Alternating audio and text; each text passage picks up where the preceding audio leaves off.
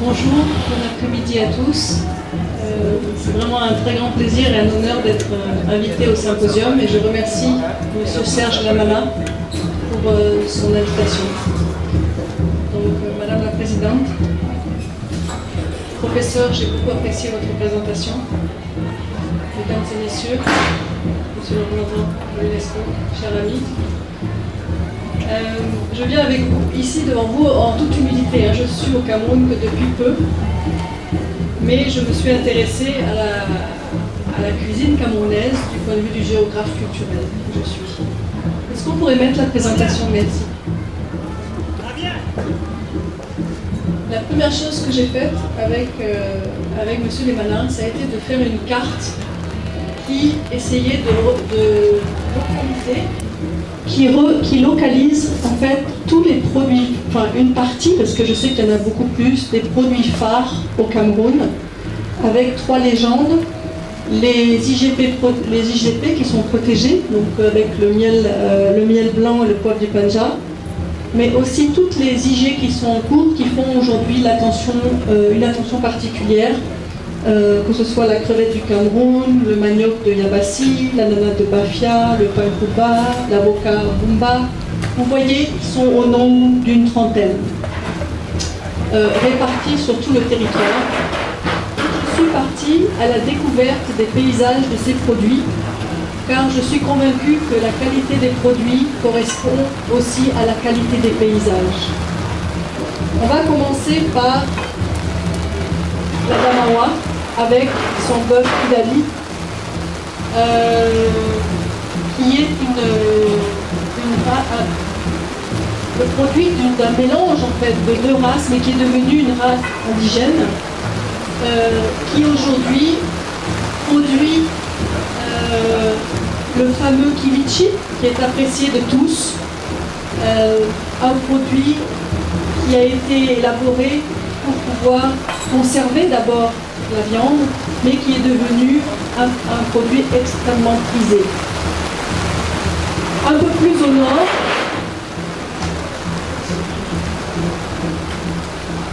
dans les montagnes, une personne a été formée à l'apiculture et a développé un produit, un miel rare, qui contribue aujourd'hui à faire vivre tout son petit village, grâce au miel qu'on appelle le miel élastique ou le miel chewing-gum, qui est produit par une 50aine de producteurs.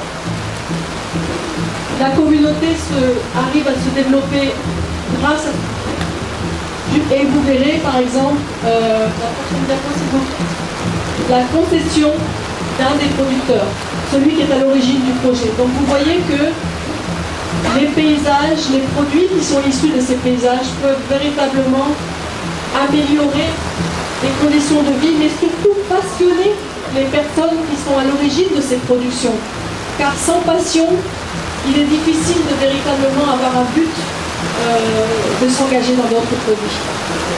Tout le monde reconnaîtra ces paysages-là, les paysages du sud-ouest avec le monde au bout, et bien sûr, d'où est issu le fameux miel blanc, avec des abeilles qui butinent 2 variétés de fleurs qui va donner ce goût, mais aussi cette couleur au miel, mais aussi des paysages extraordinaires qui, je suis sûre, vont beaucoup encourager les touristes à découvrir le Cameroun.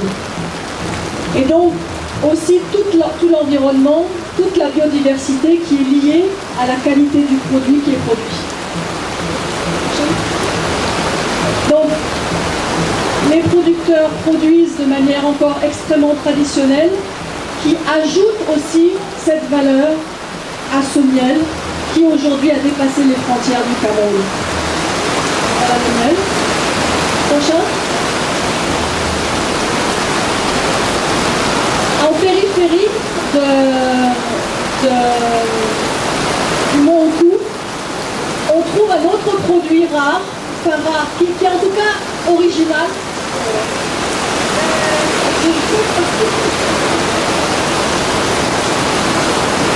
Peut-être qu'on peut avancer, je vais aller plus vite.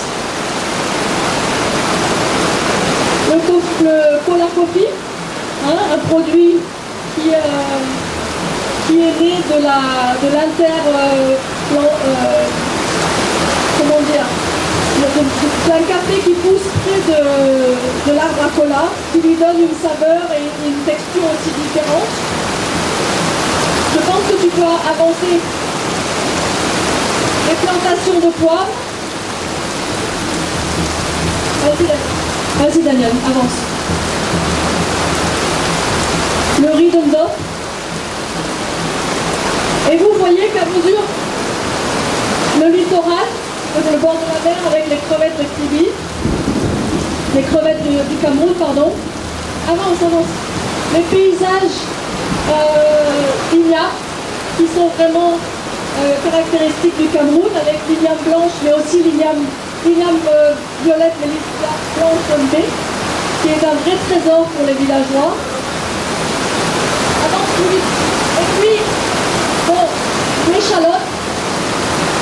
On va aller plus vite parce que c'est un peu compliqué. Pendant que les photos se passent, ce que je voulais vous dire, c'est qu'il y a un lien extraordinaire entre la qualité des produits et les paysages. Aujourd'hui, la mondialisation a tendance à uniformiser non seulement nos régimes, mais aussi les paysages, parce que tout le monde produit les mêmes choses. Donc le paysage est fondamental. Et quand on décide d'une spéculation, il faut garder à l'esprit aussi comment est-ce que ça va participer à l'identité du pays. Donc, c'était le premier message que je voulais vous donner. Le deuxième, retourne en arrière. Non, après, celle d'après. Ok. La deuxième observation que j'ai pu faire, j'ai commencé à m'intéresser à la cuisine, à la gastronomie camerounaise, en regardant d'abord la trentaine de plats qui sont les plus en vogue dans les restaurants. Et là, je me suis rendu compte qu'en fait, les ingrédients sont au nombre de ça. C'est-à-dire que c'est un réaménagement, une autre façon de les utiliser, qui peut s'expliquer par le fait que ce sont les produits les plus faciles à obtenir. Mais c'est l'arbre qui cache la forêt, car en fait la gastronomie camerounaise est beaucoup plus riche que ça. On a essayé de représenter 160 recettes qui sont du livre des trésors, et on en a trouvé bien plus dans le grand livre de la cuisine camerounaise. Et quand vous lisez les titres des recettes, c'est une véritable évocation à une cuisine tropicale, une cuisine de la place. C'est un peu difficile.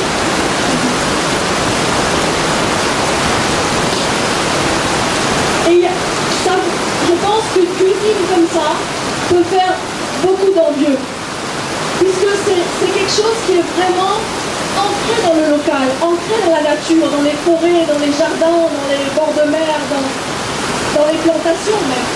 Et c'est extrêmement important parce que c'est ça qui fait la particularité de la gastronomie camerounaise. Toutes les ressources, tous les ingrédients sont d'une très très grande diversité et offrent des qualités nutritives qui permettent à tout le monde de véritablement être en bonne santé. Et ce qui m'a particulièrement intéressé, en tout cas attiré mon attention, la prochaine Daniel. Non, voilà. C'est les protéines animales non conventionnelles. J'étais en Indonésie avant de venir ici, et le plus grand problème de l'Indonésie, qui est un autre pays tropical, c'est l'absence de protéines. C'est pour ça qu'il y a énormément de malnutrition. Et les protéines, c'est quelque chose qui est le plus cher, en fait.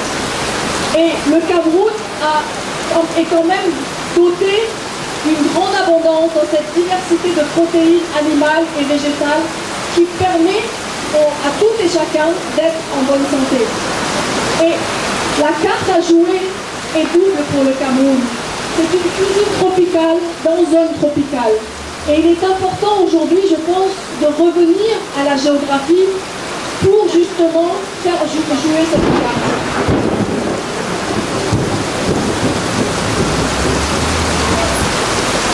Voilà, je crois que j'ai un peu fait ça rapidement, mais le message c'est que cultiver la diversité fait en sorte que on apprenne à connaître le Cameroun par la porte d'entrée de la gastronomie et à mieux comprendre les Camerounais et à mieux apprécier le peuple. Voilà, je vous remercie.